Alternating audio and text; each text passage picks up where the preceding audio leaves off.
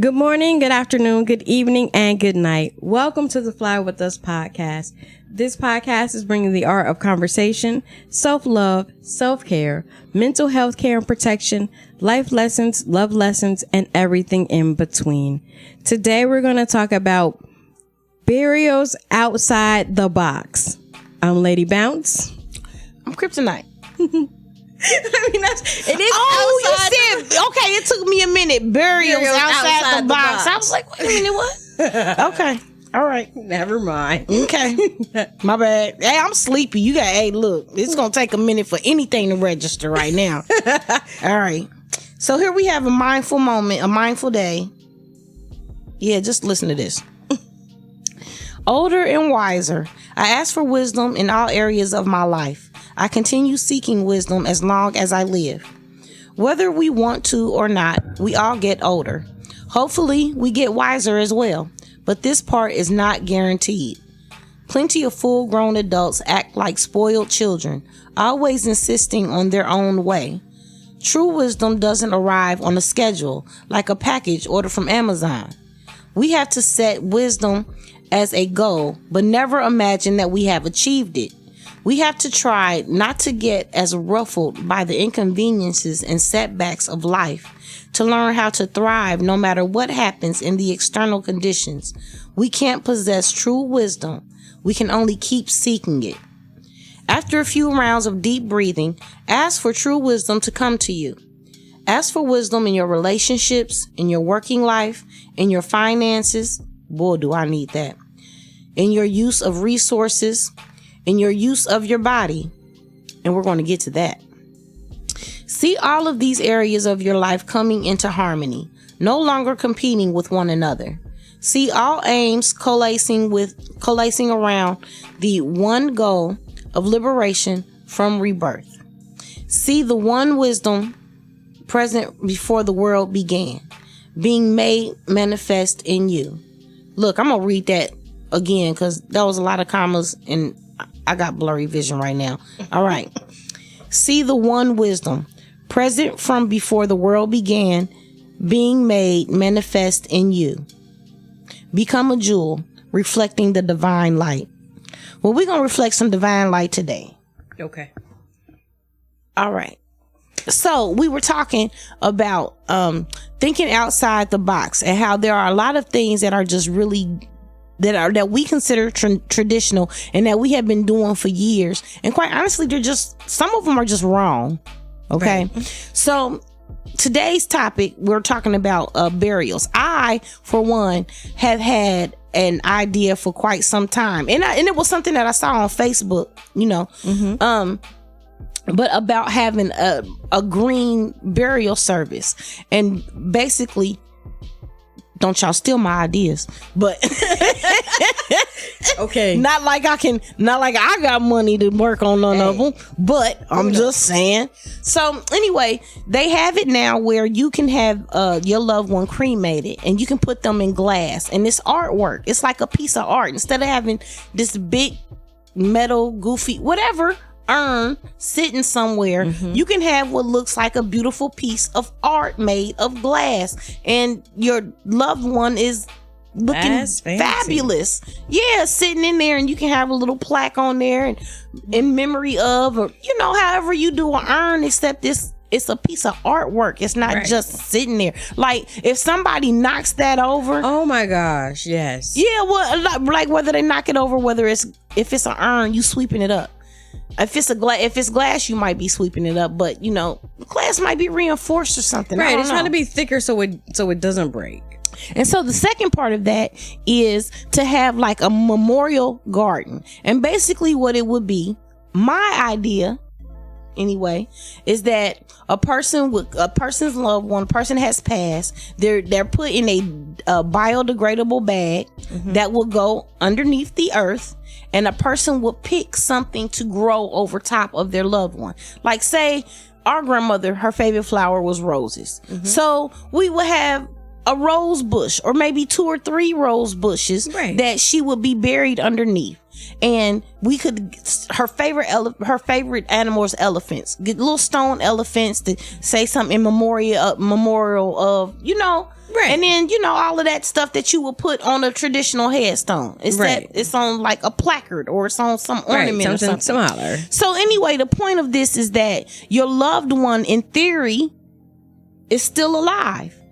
And quite honestly, it's not even a theory. It's really the truth. Your loved one is still alive because their body is the nutrient for whatever plant it was that was chosen to grow over top of them. So you don't just come when you come to visit, like most people go and they talk to a headstone and they put flowers on top of a grave, but they don't bury them and they don't put them in the ground. Right. You know what I mean? So you just talking to a piece of stone and a plot of earth. Whereas you could come into memorial garden service, you could prune the plants, take care of the plants if you want to. As you taking care of the plant, you can talk to your loved one. You can see how they've grown, how they blossom. You know, and we know that talking to plants is scientifically proven to help them grow. Exactly. So you're talking to this plant, which essentially, you know, you're talking to your loved one, and it's growing, it's flourishing. I think that that's a fantastic idea. Like, I would love to be a tree. Like, because I don't really have like a favorite flower or like a favorite bush. But yeah, I'd be a nice little strong, you know, oak tree or something, or maybe cherry wood based on my skin tone. Who knows? Oh, geez. Not based on my skin tone. Based on my skin tone. I mean, I don't know, but I think that that's a fantastic idea. And the idea of, you know, cemeteries is I mean, it's what we do, but just because it's what we've always done doesn't mean it's what we should keep doing. And there was a story on the news a couple weeks ago about how we're running out of space.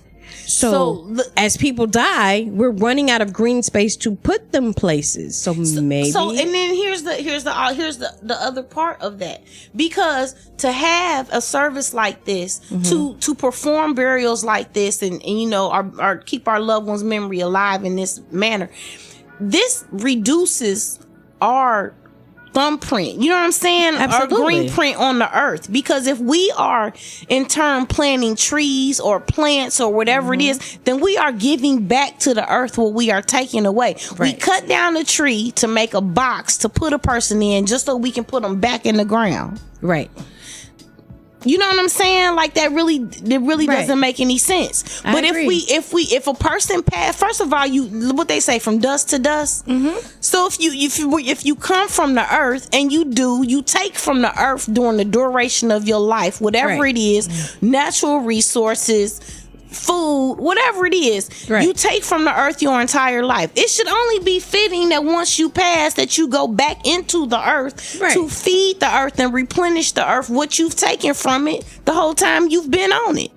I agree.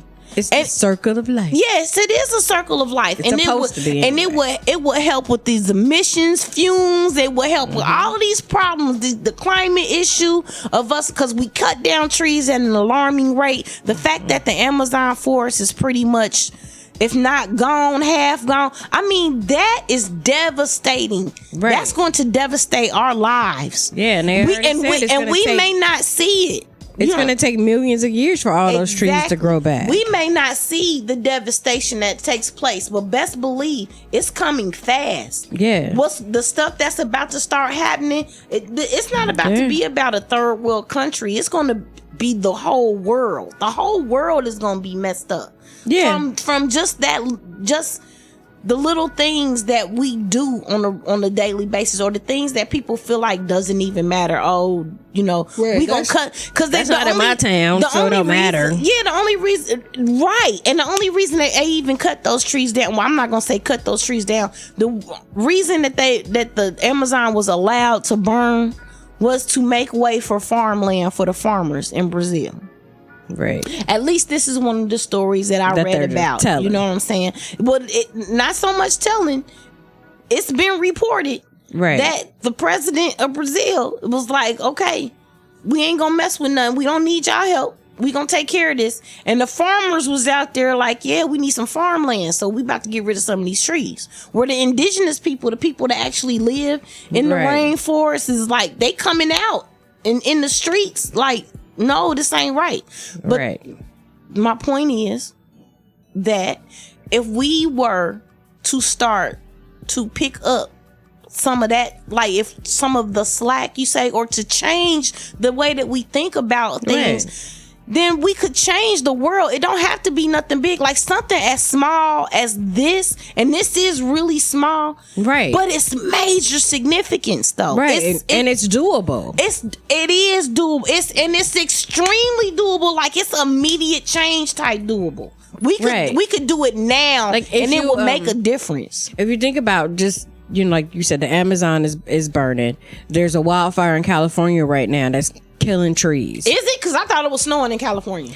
No, there's a wildfire in some parts, and then it was snowing in a part where it doesn't normally snow. Right. So either way, it's the earth is a little messed up on that part of the country. But there's also a major wildfire burning in Australia, which is killing the wildlife. Oh, is it still burning? It's still That's burning. Been burning for about 2 weeks now, hasn't it? And the thing that was crazy is that on their New Year's celebration, they still lit off fireworks in Australia. And I thought that was really weird, having this big wildfire. What if one of those embers from a firecracker sparked and now you got two big spaces burning? I just thought it was weird. But I would just stay away from fire at this point. Right, like celebrate, but not with the fireworks. Yeah, it's not necessary. Yeah, but they still did it over the water and everything. But yeah, there's a fire burning there. Well, see, then that's what it was. It was over the water. And then, in our area, we had those 19 tornadoes, which devastated lots and lots of trees, like over by... Yeah, well, Sinclair Park does not exist anymore. Yeah, Sinclair Park is gone. Yeah. So Sinclair Park will be a perfect spot for green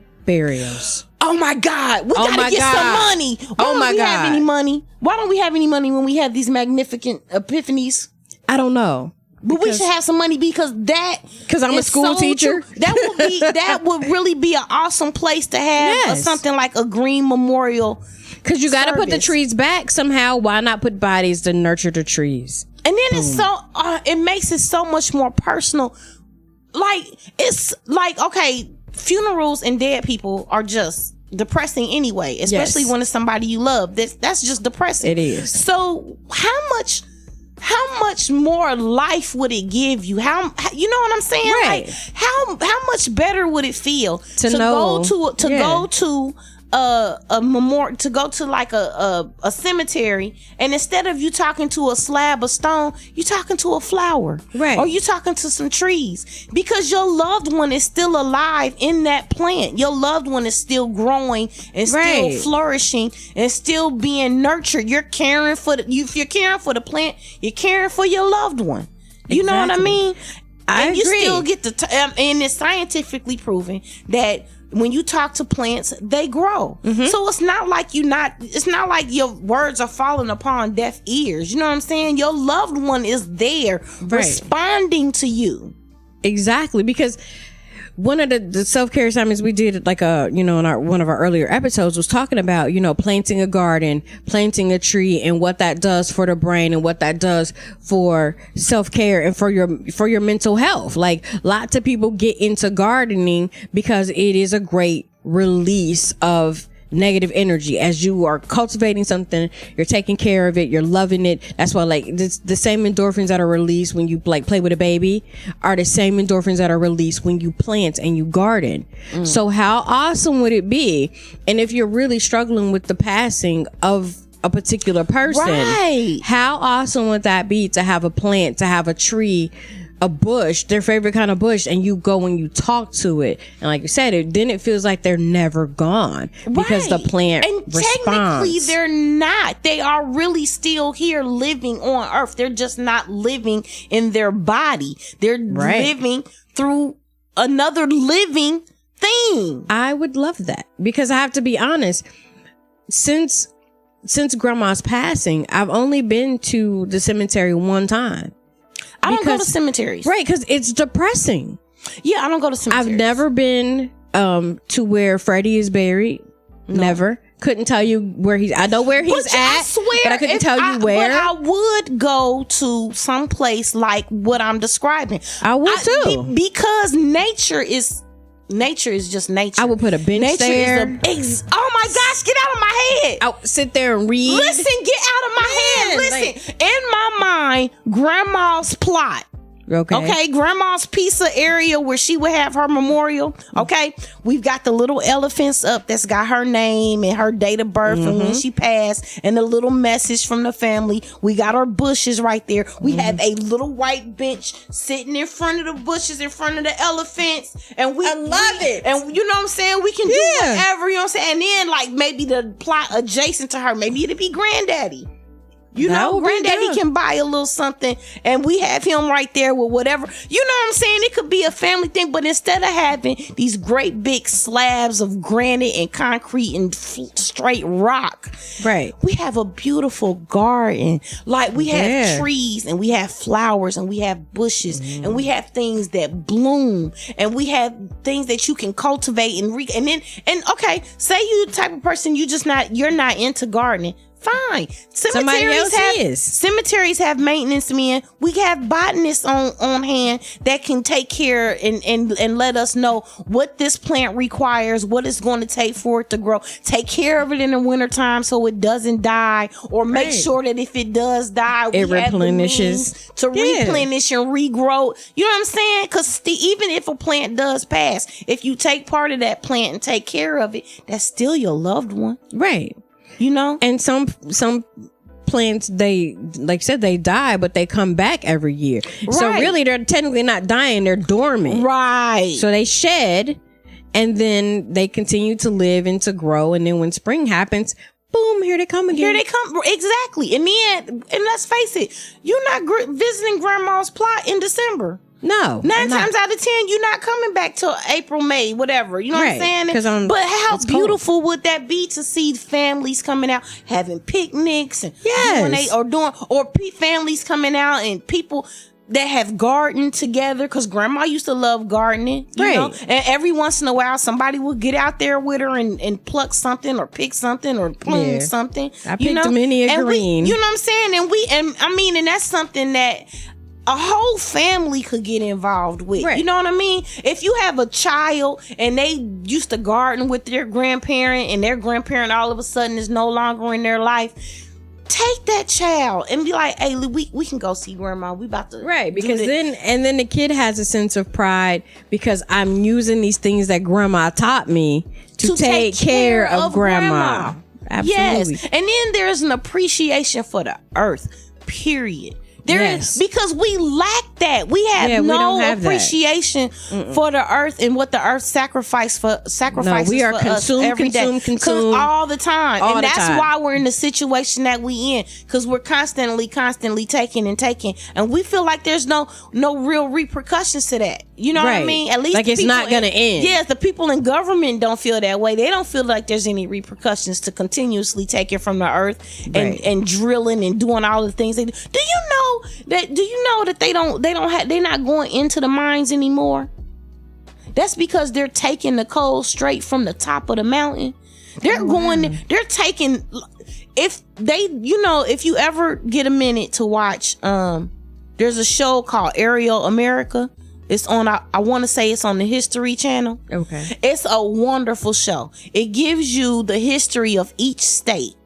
And it, just throughout the course of time, all the battles and stuff that you never see, things that you didn't even know existed in the state that you live in. They do an aerial view and they show you different landmarks and monuments, and they talk about rivers and their historical meaning and companies that were built and it gives you a whole history of whatever state it is that they happen to be in. You know what I mean? Wow. And they did one of Virginia. And it was so sad to see the mountains gone. They are destroying the mountains for coal. There's bulldozers that have taken away the tops of mountains. The landscape of the earth. Right. They're destroying it. for this resource, this coal, and we really need to get away from it anyway. It's, you know what I'm saying? What do we? I mean, I know like we use charcoal for barbecue. We use coal. We use coal for phones. Like, we use coal for phones. We use coal for trains and diamonds and just like oil. I think coal and oil have some type of yeah, but like, you know, it's so funny. You know, I in thinking in terms like that, we are the most advanced, the most smartest country in the world, and we can't figure out how to get away from the traditional stuff that's killing the earth. Right. Like they want to talk about these wind turbines. Great freaking idea. This is just, I mean, right. Did I tell you about Akon? Yeah, he's bringing water.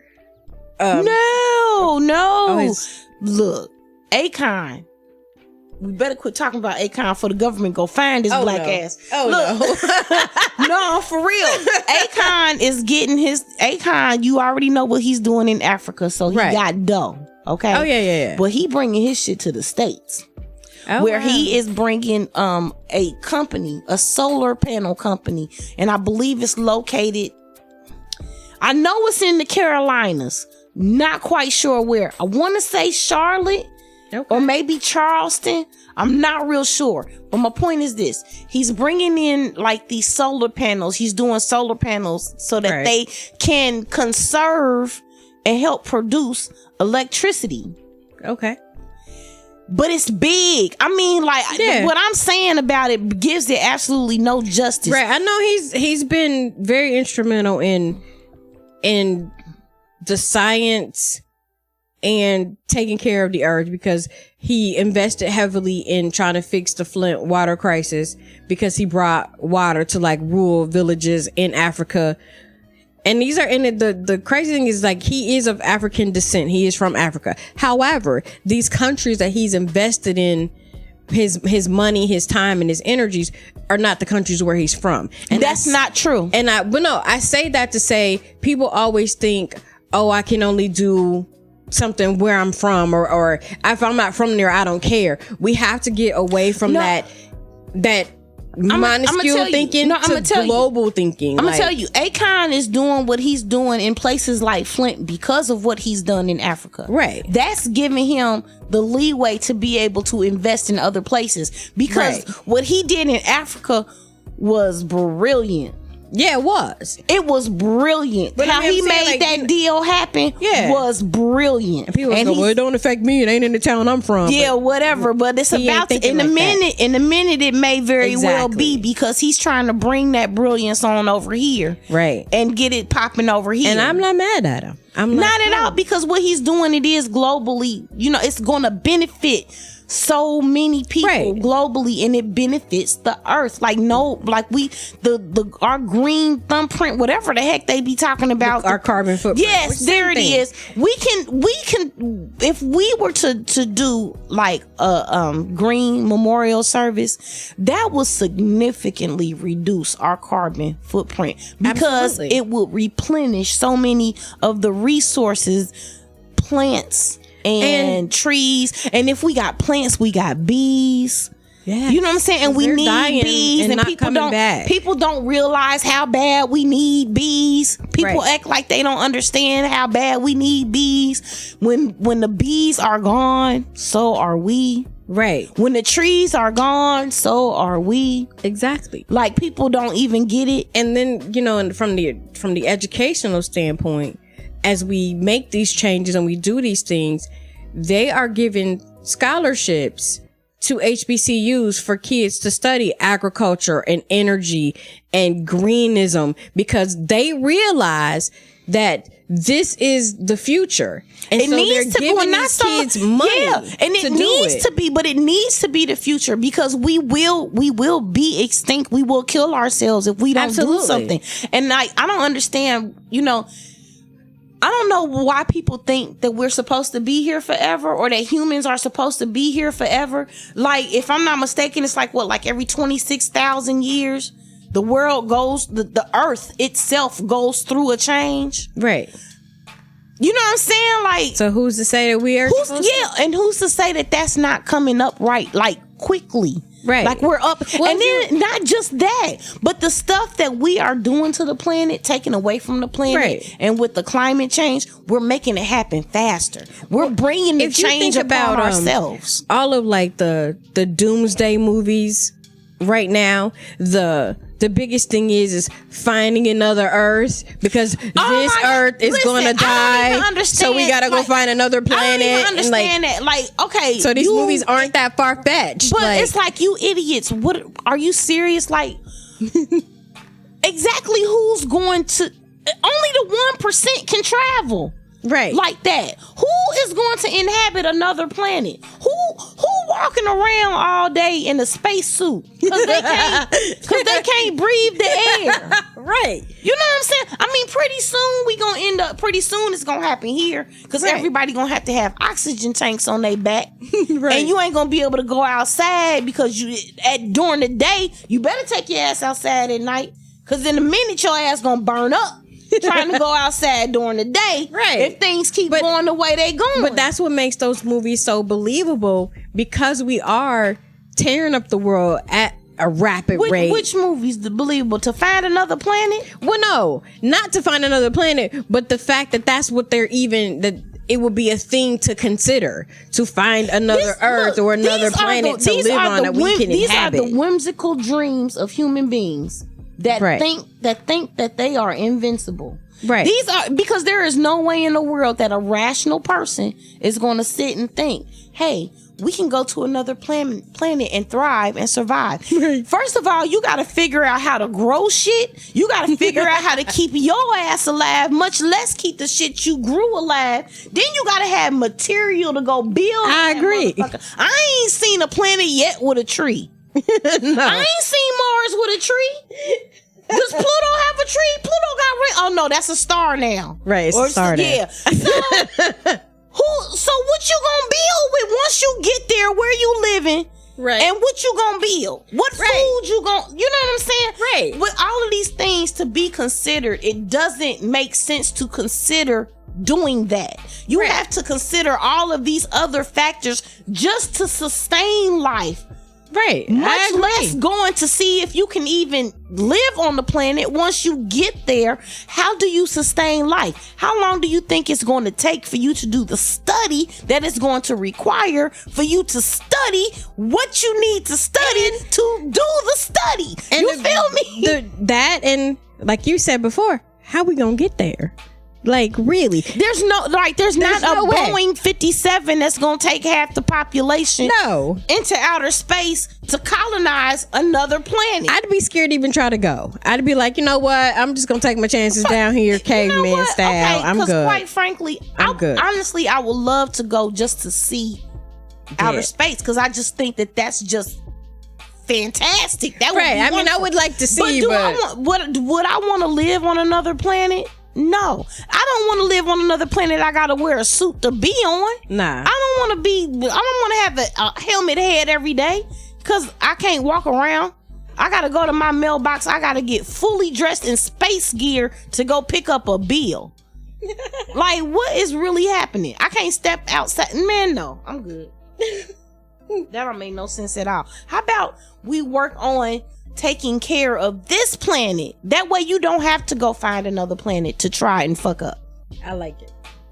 I'm with it too. I like it. All right. So our self-care assignment for this episode is think outside the box. Think outside the box. That's the only thing it is. Like, look, these things that they call tradition, who said? Like, who said? Somebody came up with it and a whole bunch of other people was like, okay. But it was somebody with some money that came up with it because they made money off of it. And spread it to the masses. Yes, and then we continue to follow behind and continue to do. But it doesn't make sense to keep doing it. Not now. Most definitely not now. I agree. All right, so the brain science behind it all, because, we got to back it up with science. All right, death puzzles, touches, and disturbs us all while presenting a realm of unanswered questions. One thing we do know for sure is that none of us will escape death. And so you may as well know how you want to be buried. No matter what your faith or if you believe in an afterlife, organic burial plots that turn loved ones into trees make the idea of death a little more comforting. You found that? Yes. Damn. In fact, these awesome burial pods make the perfect burial ritual in so many ways. I see. You reading off of I see what you're reading off of. So your body is first encapsulated into a fetal position in order to fit inside the burial pod. The pod looks like an earthly piece of art, but it's really a biodegradable casket. Once the burial pod is buried deep underground, a tree, seed, or a young tree or plant is placed directly above, and from one source of life sparks another. So instead of visiting a spooky, sad cemetery, visitors will enter a beautiful memory forest full of hope and the promise of new life. That would be so awesome. Loved ones will be cared for there, seeking comfort beneath its shade, which is far more than you can expect from a tombstone. That would be awesome. After being presented with this burial option, it seems rather silly to purchase a fancy, overpriced coffin. After all, a cemetery full of headstones is far more depressing for your mental health than a beautiful memory forest of lush trees. This idea is far better for the environment. Instead of cutting down trees to make coffins, we would be producing more trees. Yes. The pod is made from all renewable and biodegradable materials, including starch, plastic, and seasonal plants such as potatoes and corn. Understand that when we say that when castic is used in that it does not mean casket. It is a biodegradable bag. Right. So then it says there's a new company who's trying to get it started, and they haven't gotten government approval, as always. But they said that it takes about 10 to 40 years for a tree to grow. However, with a burial coffin, you could grow a fully grown tree in 8 to 12 years. Wow, that's awesome, because the nutrients are all in that one area. So yes, it's concentrated. It's concentrated, so the tree is constantly feeding off of it. That's awesome. That would be awesome. I would love to get something like that going. So just imagine a late husband or wife sprouting new life side by side as two gorgeous trees, or your grandma and grandpa, auntie, or your grandpa, or your mom, truly adds to the beauty and sadness of burying a loved one. But it would make it so much easier to have to do it. It is. It would make it easy. So it's eco-friendly. Yes. It's good for your mental health. Yes. And we already know the benefits of gardening on our mental health. Yes. So think outside the box. Literally. Yes.